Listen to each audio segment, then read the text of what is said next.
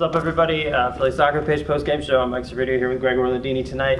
Union emphatic 5-1 winners over Minnesota United tonight. Absolutely flattened second-year club.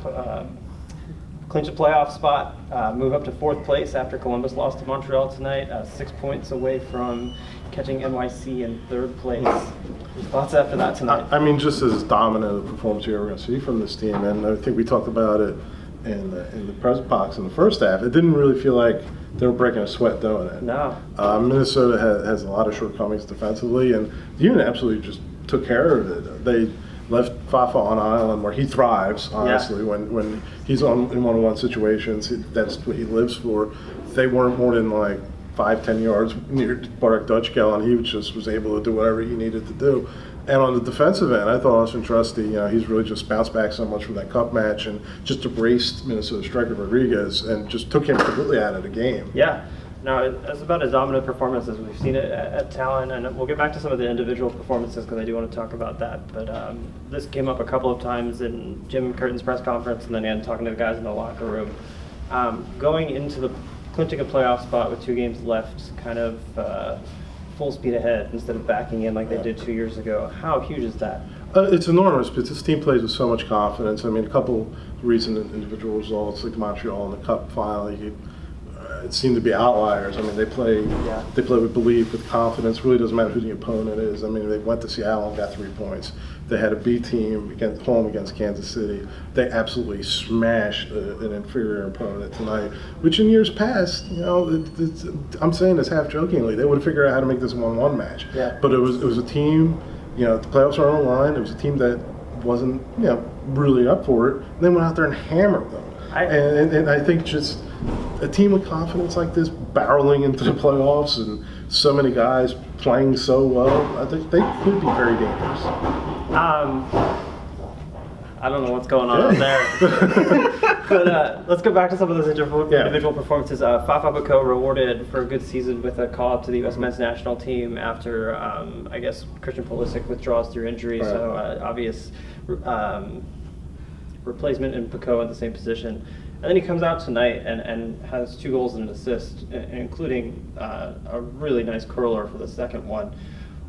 Nice reward for Fafa. Oh, great reward. And I did an interview with another podcast in town, and they asked me, who's the guy to get excited about on Union? I said, Fafa. He's got world-class speed.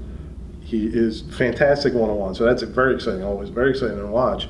And he's starting to round out his abilities in the final third. Yes. He's starting to find the goal, which was kind of a knock on him last year. Like, he would get in the final third and pass when he should shoot when he should pass. Here, his decision-making is so much clearer, and his just the way he's seeing the game is so much better that he's like a step ahead and knows what he's going to do when he gets the ball and makes a move. Where last year it was like that split-second hesitation, and it would kind of come to naught. But now he's got that confidence. Again, get that word confidence. He's got that confidence to go into the final third and make something happen. It was a big night for Bartek Dutchkel. He takes the club record for assists in a season, beating Christian Madonna's record with his 16th assist. He was unplayable for a lot of that first half. It seemed like he was everywhere. I looked at the stats after the game. He only missed 5 passes on the night.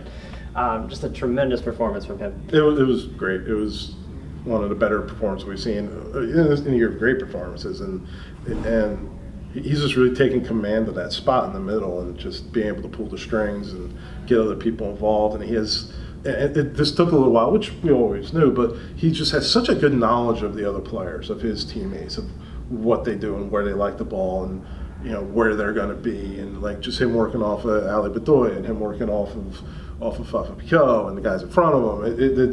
He's just had such an impressive season. So he's earning individual accolades, and he should be. Union move into fourth with a win tonight. They're currently 3 points behind NYCFC, where they go for the final match of the season. I think a lot of people have been looking at the last couple of months and seeing Union Columbus as a probable matchup at the 4-5, with most people thinking that it would be Philadelphia going to Columbus. Union now ahead of Columbus with NYC in their sights. Can the Union get to third? If you asked me this question in April, I would say it's this is insanity. Why are we even having this conversation? I think that's what we said on the podcast. I think, actually, but and I think it has a lot to do with the guys in front of them. And New York has been struggling, as we talked about, and and the Union, they're just so confident right now.